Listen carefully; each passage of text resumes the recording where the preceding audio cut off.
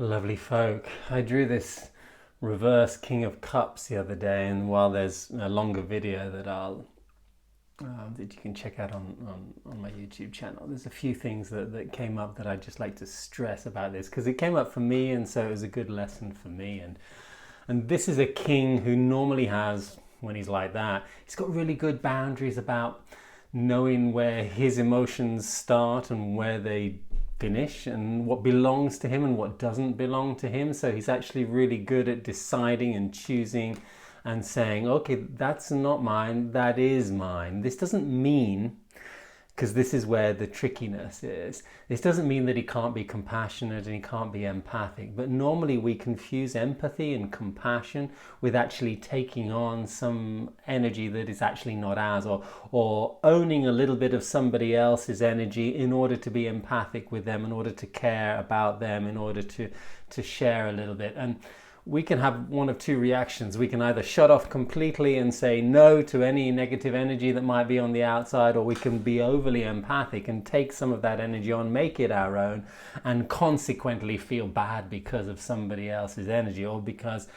of what might be going on around us, or what might be going on in our field of vision and in the news, for example. And we might be empathizing with with crazy things that are taking place in the world today.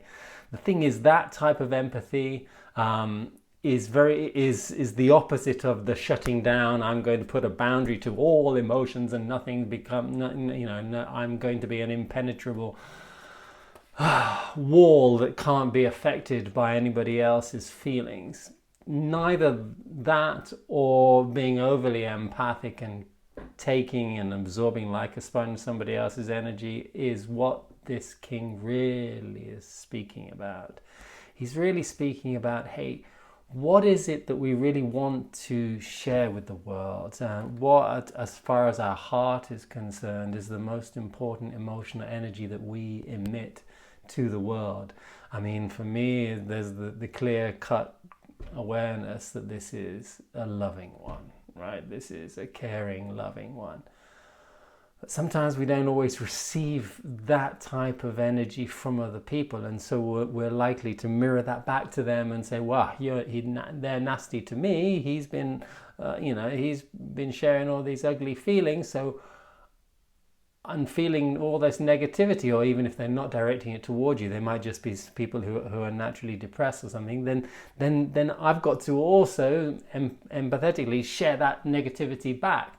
And we'll mirror people's emotional energy without being good boundary putters to what is not ours. And sometimes the emotional influences that we attract in this world are there so that we can learn to put better boundaries, and we can learn to say, yeah, okay, I can feel that. I can empathize with that negativity without making it mine. And I can put a boundary to the point where my empathy will allow me to feel it and allow me to continue caring, but it won't change what I then share back with the world. And I'm going to share something that truly comes from my heart, that feels like it's heart-centered and loving and empathic in a way where you might not be able to change any of the situations around you, but you can. And in a way, this is our responsibility. Just share a more positive, heartfelt, emotional message, even if that doesn't have to come with words, even if it's just a feeling, even if we share that emotional space or vibration in complete silence. Have a wonderful day.